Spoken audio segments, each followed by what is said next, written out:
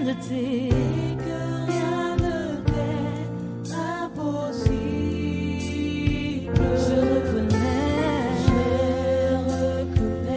Oui, Père, je reconnais. Je reconnais que tu peux tout. Toi seul, Seigneur, toi seul peux faire revenir le cœur de tous ceux-là qui sont tes enfants que tu as prédestinés à ton immense gloire. Oui, Père, Seigneur Jésus, je reconnais que tu peux tout. Seigneur, montre-moi ta gloire. Seigneur, montre-moi ta gloire par cet enseignement-là. Je prie que tu ramènes le cœur de tous tes enfants qui sont pris dans le taux du diable. Seigneur, tu es merveilleux. Tu es un Dieu qui ne te lasse point de pardonner. C'est pourquoi, Seigneur, comme, Seigneur, nous reconnaissons que tu peux tout.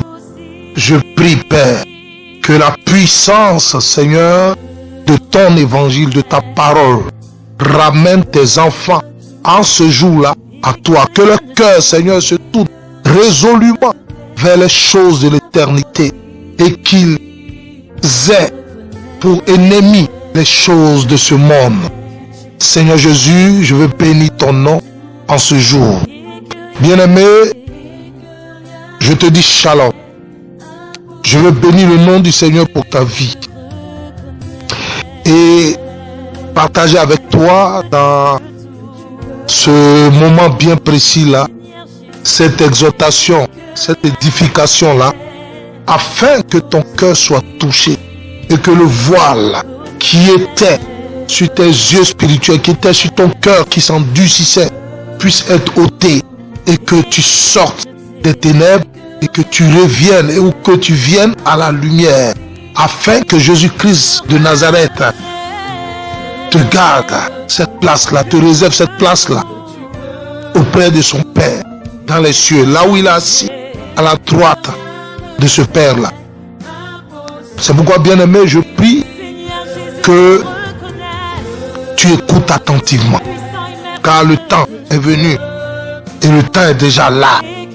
Que tu te répandes, que tu renonces à toi-même, que tu abandonnes ta vie pour Jésus-Christ de Nazareth. Et aujourd'hui, notre thème s'intitule comme suit.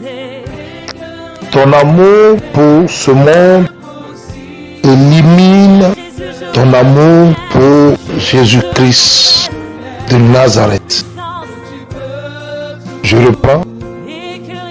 Ton amour pour ce monde élimine ton amour pour Jésus-Christ de Nazareth. Nous avons pour texte de base Matthieu 6, verset 24. Je lis. Nul ne peut servir deux maîtres, car ou il haïra l'un et aimera l'autre, ou il s'attachera à l'un et méprisera l'autre.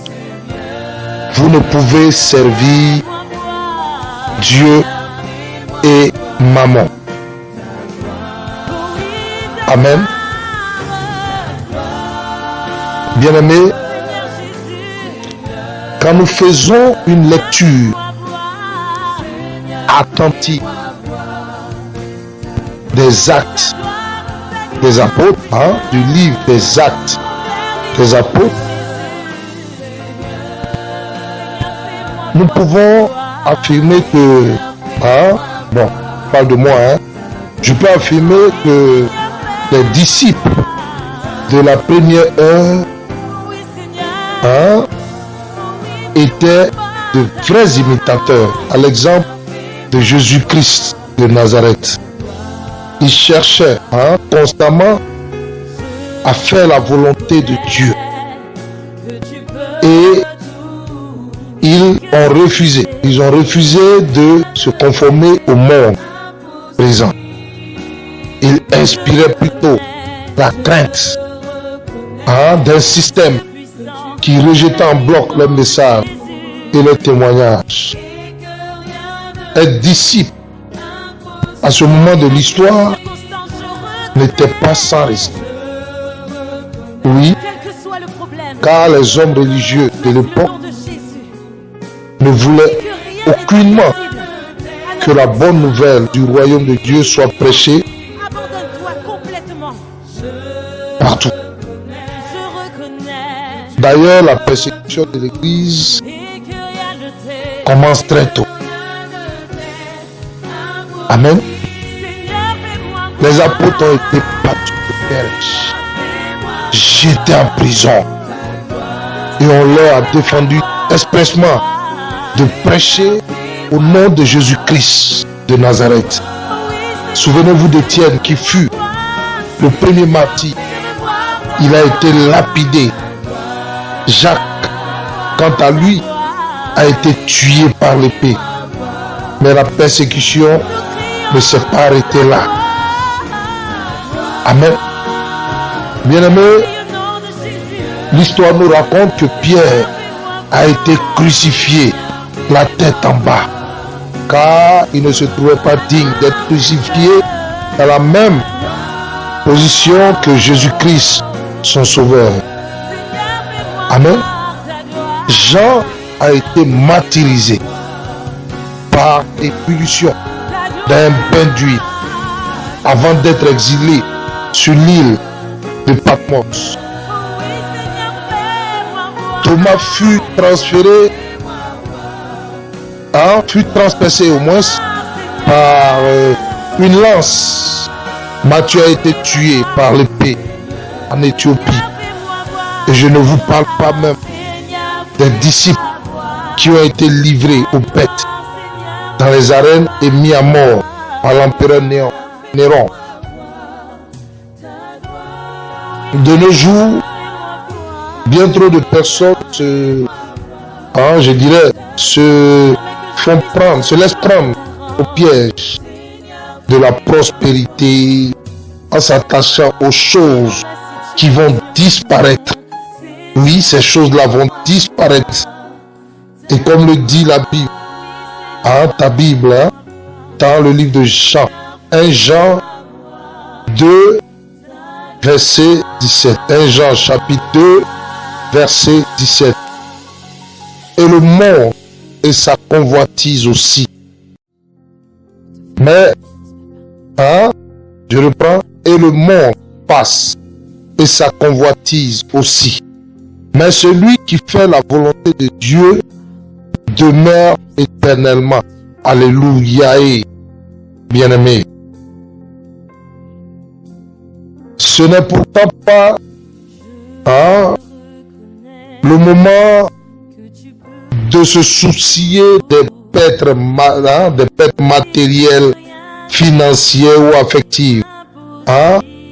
Qu'est-ce que je veux dire par là? C'est-à-dire, c'est pas le moment de s'apitoyer parce qu'on a renoncé à ceci, parce qu'on a renoncé à cela, on a donné tout à ceci, à sa maison, on a donné tout à son épargne, on a donné tout à beaucoup de choses pour Jésus-Christ.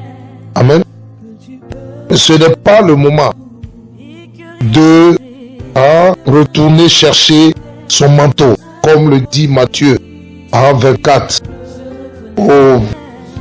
au verset 18. Je lis.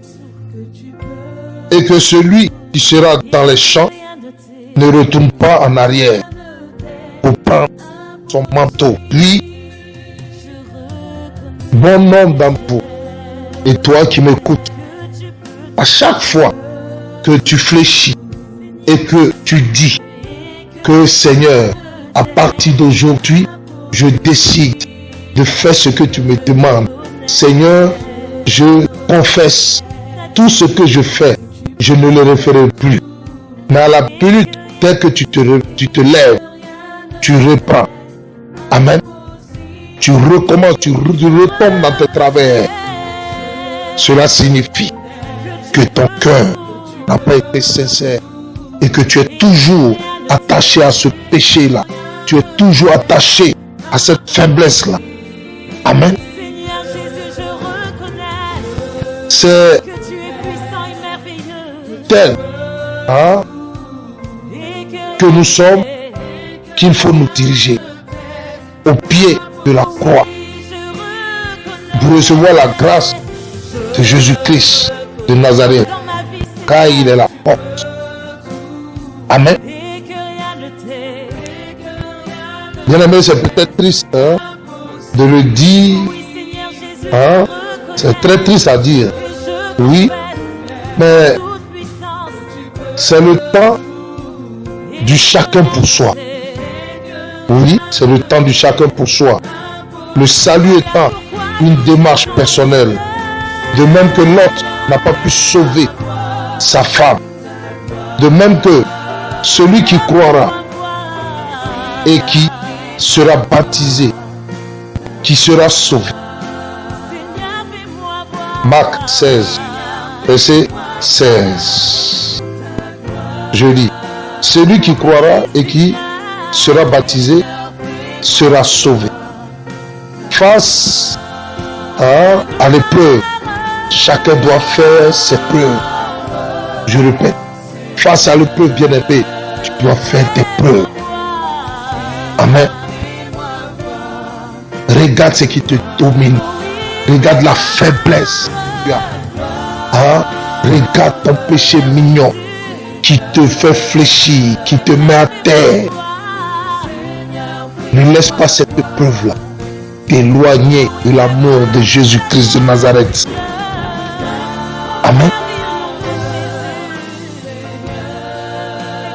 Nous serons sauvés comme au travers du feu, comme le dit 1 Corinthiens 3,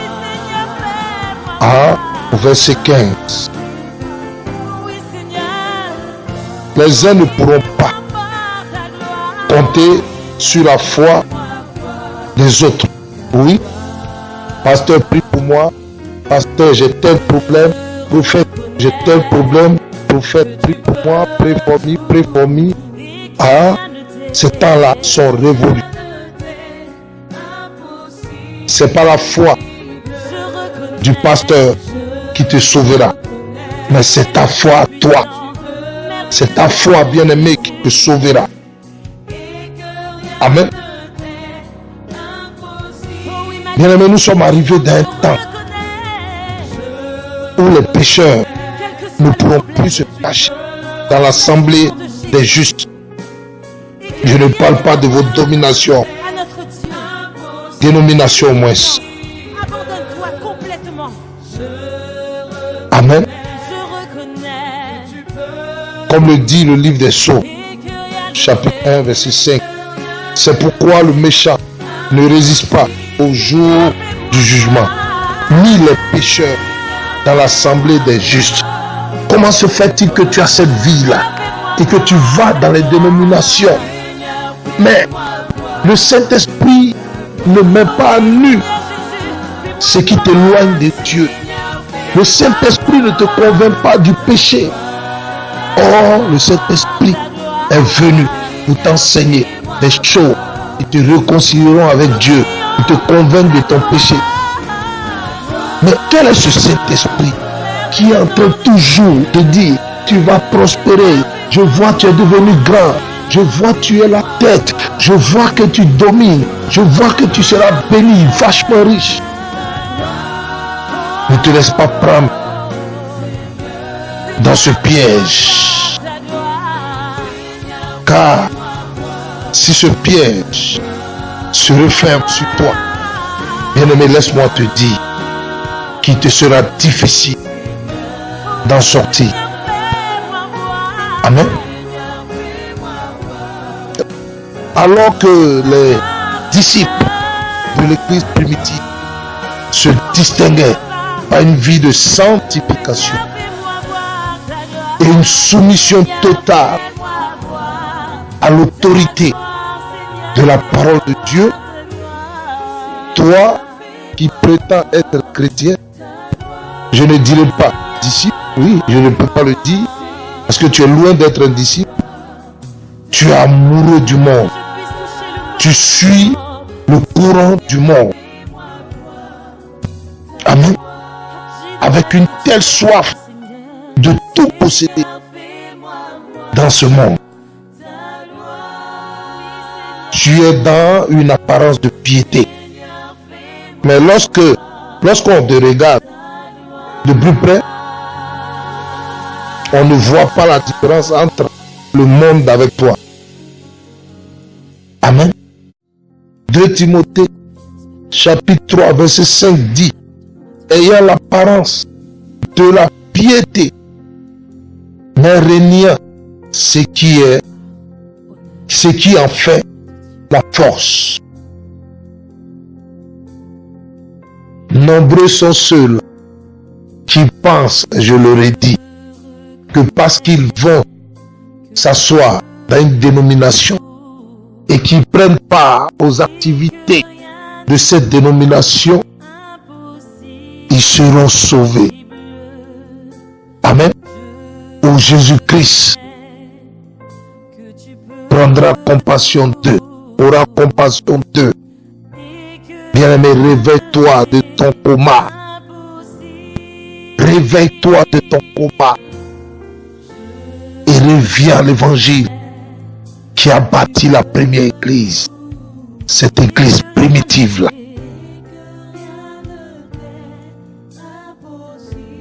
Amen. Cela ne coûte pas grande chose aujourd'hui que d'être croyant. Ah oui.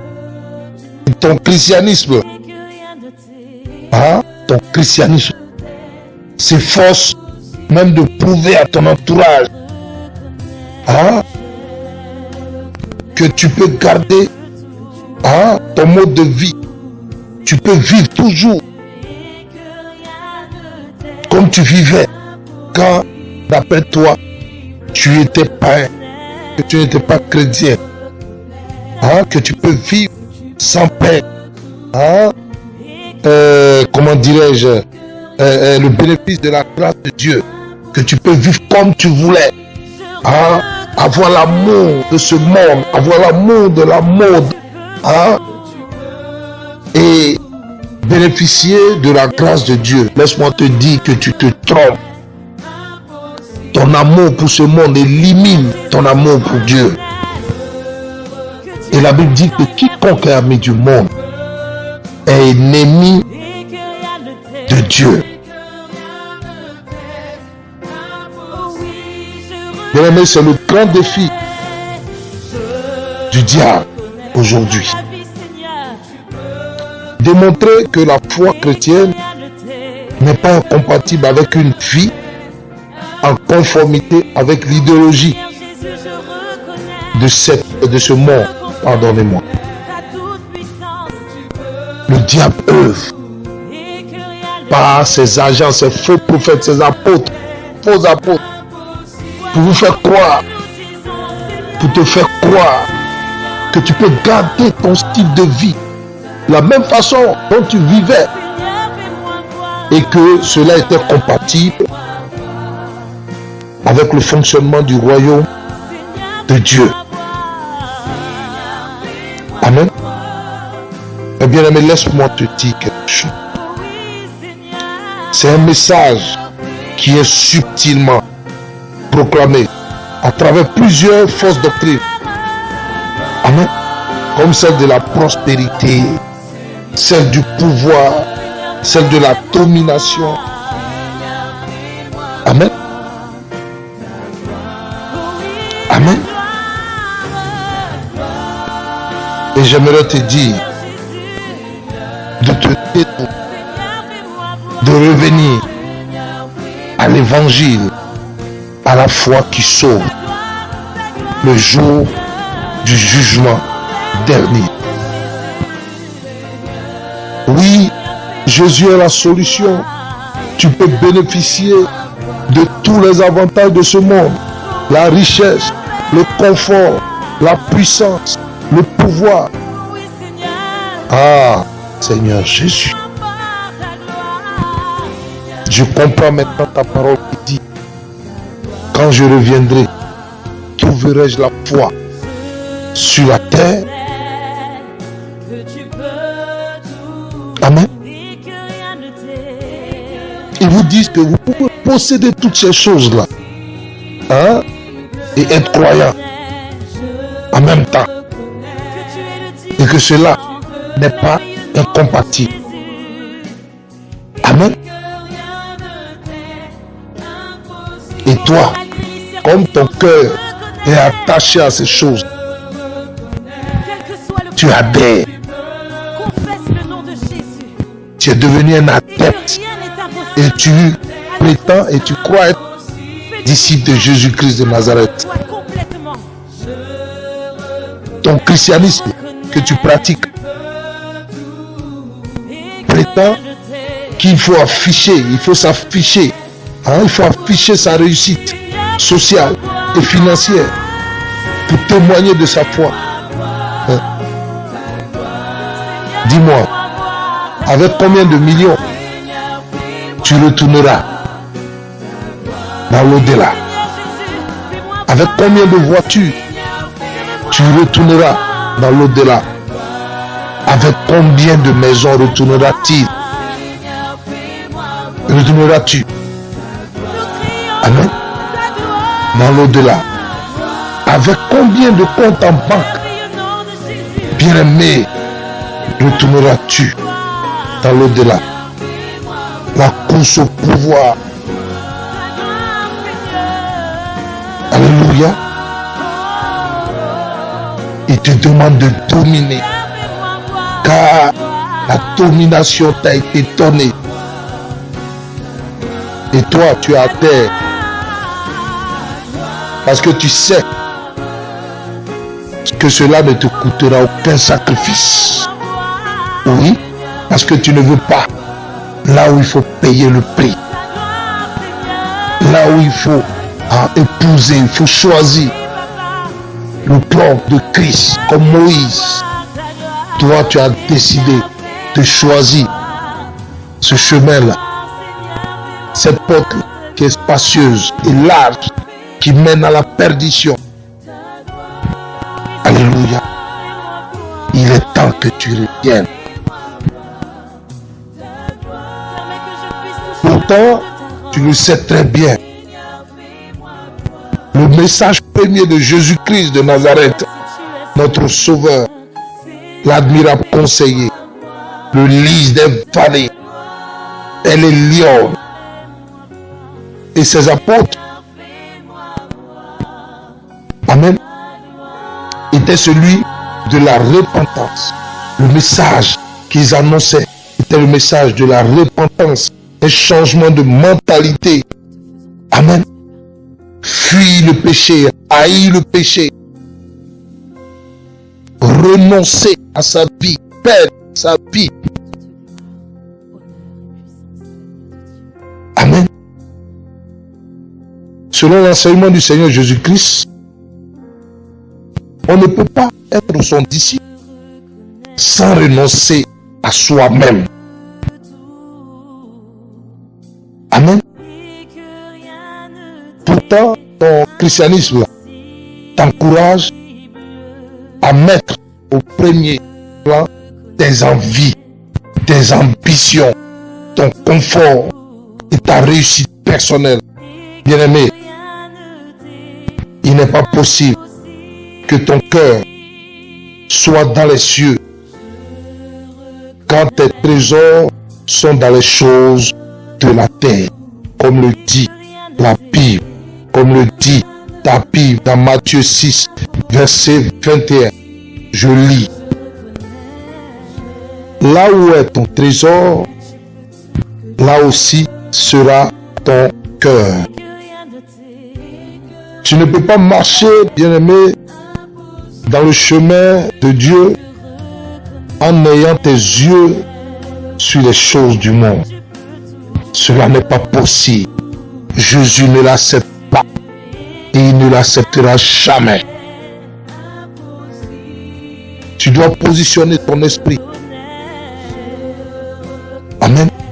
Toute ton âme sur les choses d'en haut. Comme le dit Colossiens 3, verset 1 à 3. La vision d'un disciple de Jésus-Christ de Nazareth. Amen. Est tourné, hein, bien que toutes ces choses-là puissent sembler logiques et bonnes, sont des visions trompeuses, conduisant au mauvais chemin, conduisant à la perdition. Comme Christ, hein, le Seigneur Jésus-Christ l'a dit dans Matthieu 7, verset 24 à 25. Je lis la parole de Dieu. Alors Jésus dit à ses disciples, si quelqu'un veut venir après moi, qu'il renonce à lui-même, qu'il se charge de sa croix et qu'il me suive. Car celui qui voudra sauver sa vie la perdra. Mais celui qui perdra à cause de moi la retrouvera. Amen. Bien-aimé, le chemin de Jésus-Christ de Nazareth, le droit chemin, n'est pas ta propre voie, mais son exact contraire. Amen. La voie du reniement de soi. Celui qui veut le suivre ne doit plus rechercher sa propre volonté, mais celle de celui qui est mort pour lui. Ah, Corinthiens, 2 Corinthiens, chapitre 5, versets 14 à 15. Car l'amour de Christ nous presse, parce que nous estimons que si un seul est mort pour tous, tous donc sont morts, et qu'il est mort pour tous, afin que ceux qui vivent ne vivent plus pour eux-mêmes, mais pour celui qui est mort et ressuscité pour eux. Alléluia. Alléluia. Laisse-moi te dire, bien-aimé, que Jésus est mort afin que nous vivons plus pour nous-mêmes. Ceux qui sont à Jésus sont crucifiés, ont crucifié la chair. Amen. Avec ses passions, avec ses désirs, comme le déclare Galates 5, verset 24. Tu suivras soit le Seigneur Jésus-Christ, soit ta chair. Tu serviras soit Dieu, soit le monde. Bien-aimé, retiens ceci. Je veux que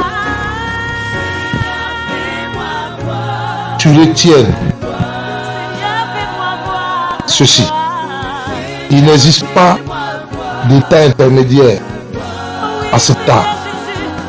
Le chemin de Dieu est contraire avec la voie du monde. Et tu ne peux pas emprunter les deux. Il te faut faire un choix. Et ce choix-là, fais-le pendant qu'il est temps.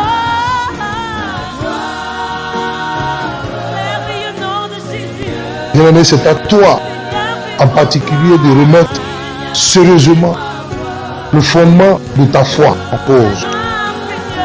Et je te pose cette question. Sur quel modèle as-tu construit ta vie de disciple de Jésus-Christ de Nazareth, ou bien de chrétien? Que le Seigneur qui est juste ouvre tes yeux, que sa grâce s'étende sur toi, sur ceux qui sont dans les profondeurs des ténèbres et qui les arrachent des griffes de Satan, qui est le diable. Amen. Que Dieu se révèle à toi qui est aveugle. Que son Esprit Saint Permets que je puisse toucher le plan te visite, comme il envoya ses anges à Sodome, dans le livre de Genèse 19, pour les presser de quitter ce monde corrompu sur lequel le jugement divin ne va pas tarder à tomber. Je prie que Dieu pardonne à toi qui as rétrogradé et qui t'es laissé séduire par les convoitises de ce monde. À toi qui as été entraîné malgré toi-même, malgré toi, excusez-moi, dans une spirale négative de rébellion et de désobéissance. L'heure est venue pour revenir à ton premier amour. L'heure est venue que tu reviennes entièrement à Dieu. Amen. Car, chers amis, nous sommes près de ce temps-là. Nous sommes tout près de ce temps-là où l'un sera pris et l'autre laissé au compte. Comme le dit Matthieu 24, versets 40 à 41. Amen. Je lis. Alors, de deux hommes qui seront dans un champ, l'un sera pris et l'autre laissé. De deux femmes qui moudront à la meule, l'une sera prise et l'autre laissée. Amen. Le temps où il ne faut surtout pas regarder en arrière, comme le fit la femme de Lot dans Genèse 19, verset 26. Bien-aimé, je prie que tu sois ce que Dieu veut que tu sois. Je prie que quels que soient les obstacles qui t'empêchent de revenir à la lumière, que la puissance de sa résurrection te visite là où tu es et te ramène à la lumière. Je veux bénir le nom du Seigneur pour vos vies et je vous dis à bientôt.